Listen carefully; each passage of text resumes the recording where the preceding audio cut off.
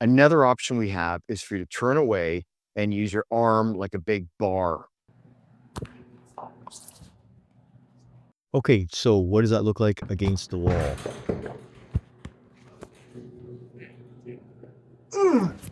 Okay. Okay, let's look at that again, and we're gonna might have to slow this down. First, I push Emily against the wall. She brings one arm over. That loosens the choke just a little bit.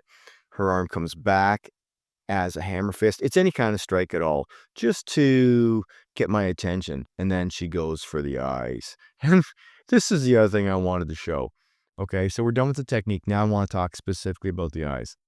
And with Sal, she's being nice to me, so she puts her thumbs on my eyes. Cool, cool, cool. But then I'm not letting her go. So that's when she applies the technique for realsies. And this is where you see me flinch backwards. And that's what you're looking for when you do the technique properly. When you go for the eyes, it should be really easy for you, but there should be an instant and involuntary flinch from your attacker. That's kind of what you're after. Good times.